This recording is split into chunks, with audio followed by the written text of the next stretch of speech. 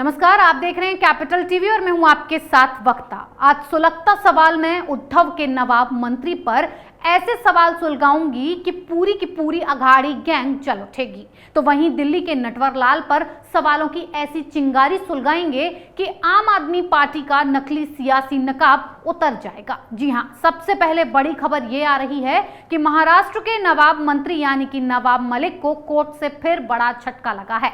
5000 पन्नों के राज ने नवाब का जेल से बाहर आने का रास्ता पूरी तरह से बंद कर दिया है। उसे देखते हुए कोर्ट ने नवाब मलिक की न्यायिक हिरासत 20 मई तक के लिए बढ़ा दी है। एक तरफ जेल में नवाब बुरी तरह तड़प रहे हैं, उनकी हालत खराब होती जा रही है, तो दूसरी तरफ ये खबर सुनते ही शरद पवार अपना सिर पकड़कर बैठ गए हैं, क्योंकि बीएमसी चुनाव होने वाले हैं और नवाब का बाहर ना होना अघाड़ी के लिए मुश्किल पैदा कर देगा। क्या नवाब मलिक की वजह से अघाड़ी फंसेगी? क्या पवार का बीएमसी चुनावों में खेल बिगड़ेगा? क्या अघाड़ी के लिए बेहद जरूरी है नवाब? ये सवाल इसलिए उठाए जा रहे हैं क्योंकि नवाब को जेल से बाहर लाने और बीएमसी निकाय चुनाव टालने के लिए उद्धव सरकार पूरा जोर लगा रही थी। ना नवाब मलिक जेल से बाहर आ पाए, ना बीएमसी चुनाव टल पाए। अब खेल समझिए क्या था। उद्धव ठाकरे और शरद पवार नवाब मलिक के जरिए अपना मुस्लिम वोट बैंक सेव कर रहे हैं और इसी वजह से नवाब मलिक का मंत्री पद से इस्तीफा नहीं लिया जा रहा है, क्योंकि नवाब मलिक की मुस्लिमों पर काफी अच्छी पकड़ मानी जाती है। 5 बार से वो विधायक रहे हैं, तो ऐसे में उद्धव ठाकरे अगर उनका इस्तीफा लेते हैं तो जाहिर सी बात है नवाब रूठ जाएंगे, अपना वोट बैंक भी ले जाएंगे और अघाड़ी को ठेंगा हाथ लगेगा। न वोट मिलेगा, न नवाब, और तो और कोई पोल भी खुल जाएगी। इसीलिए नवाब मलिक को लेकर उद्धव और शरद पवार परेशान हो रहे हैं। दूसरी तरफ सुप्रीम कोर्ट ने भी उद्धव सरकार को हिलाकर रख दिया है। सुप्रीम कोर्ट ने झटका देते हुए साफ कहा है कि राज्य चुनाव आयोग बिना ओबीसी आरक्षण के ही बीएमसी और प्रदेश के दूसरे निकायों के लंबित चुनाव की तारीख 2 हफ्ते में घोषित करें, जिससे उद्धव और शरद पवार बौखलाए हुए हैं। ऐसे में नवाब का जेल से बाहर आने का रास्ता में 5000 पन्नों की चार्जशीट ने बंद कर दिया, क्योंकि नवाब के खिलाफ ईडी ने जो चार्जशीट दाखिल की थी उसमें नवाब के दाऊद से जुड़े सारे काले राज खोलकर रहे हैं।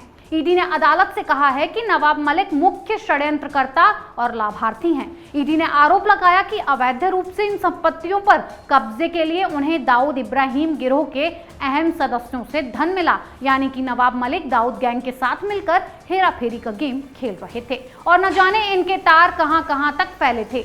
एजेंसी ने दावा किया है इन संपत्तियों को हड़पने के लिए दाऊद इब्राहिम के गिरोह के सदस्यों और नवाब मलिक ने सांठ-गांठ की और इस आपराधिक कृत्य को वास्तविक दिखाने के लिए कई कानूनी दस्तावेजों में हेरफेर की, यानी कि नवाब मलिक सरकारी सिस्टम के साथ भी खिलवाड़ कर रहे थे और अघाड़ी गैंग नौटंकी दिखाते हुए उन्हें बेकसूर बता रही है, जबकि सबूत सारे काले चिट्ठे खोल रहे हैं और बता रहे हैं कि नवाब ने मनी लॉन्ड्रिंग के तहत 300 करोड़ का घोटाला किया था।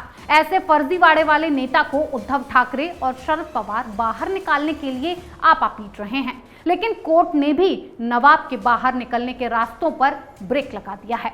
वहीं अब नवाब की जेल में सड़ने से हालत खराब हो गई, जिसकी वजह से वो अस्पताल पहुंच गए हैं। बताया तो ये भी जा रहा है कि नवाब जेल में ना ठीक से खा रहे हैं, ना पी रहे हैं, कैदियों के बीच बेचैनी से अपना वक्त काट रहे हैं, लेकिन ईडी है कि उनके बाहर आने पर तमाम रोड़े अटका रही है। वहीं अब नवाब के बाहर ना आने से अघाड़ी का चुनावी खेल बिगड़ने वाला है।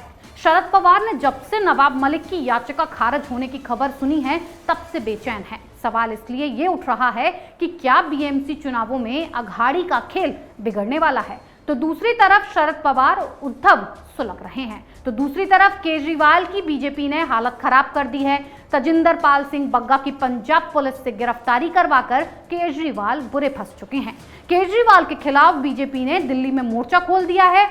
ना केजरीवाल के हाथ बग्गा लग पाए, ना उनका राजनीतिक एजेंडा कामयाब हो पाया, क्योंकि जैसे ही पंजाब पुलिस दिल्ली में बिना किसी इंफॉर्मेशन के बग्गा को गिरफ्तार कर पंजाब लेकर गई, वैसे ही बग्गा के पिता ने दिल्ली में अपहरण का केस दर्ज करवा दिया, जिसके बाद दिल्ली पुलिस एक्शन में आ गई और बग्गा को पंजाब पुलिस ने छुड़वाकर अपने साथ लेकर आई।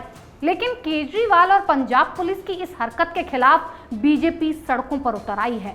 कई जगहों पर जोरदार प्रदर्शन हुआ। केजरीवाल की तानाशाही की पोल खुलकर सामने आ गई, जिससे आप में खलबली मच गई। केजरीवाल की इस हरकत पर सवाल सुलग रहे हैं। क्या बदले की भावना में केजरीवाल अंधे हो गए? क्या तजिंदर बग्गा को फंसा रहे हैं केजरीवाल? क्या पंजाब पुलिस का गलत इस्तेमाल हो रहा है? केजरीवाल पर ये सवाल इसलिए सुलग रहे हैं क्योंकि बिना किसी मुद्दे के ये पंजाब पुलिस को लोगों की गिरफ्तारी के लिए भेज देते हैं, वो भी बीजेपी नेताओं की। पहले इन्होंने कुमार विश्वास को निशाना बनाया, उनकी गिरफ्तारी के लिए पुलिस भेजी, लेकिन यहाँ भी इन्हें मुंह की खानी पड़ गई। कोर्ट ने फटकार भी लगाई और कुमार विश्वास की गिरफ्तारी पर रोक लगा दी। अब कुछ नहीं मिला तो पंजाब से पुलिस मंगाकर बीजेपी नेता तजिंदर बग्गा को उठाने भेज दिया। हैरानी की बात तो ये है कि जब पुलिस उन्हें लेने पहुंची तो पंजाब की पुलिस कोर्ट पहुंच गई, लेकिन कोर्ट ने भी इंसाफ किया और फटकार लगाते हुए पंजाब पुलिस को वहां से भगा दिया। यानी कि केजरीवाल और भगवंत मान की कोई भी ट्रिक काम नहीं आ पाई। मानो केजरीवाल की हालत खिसियानी बिल्ली खंबा नोचे जैसी हो गई है।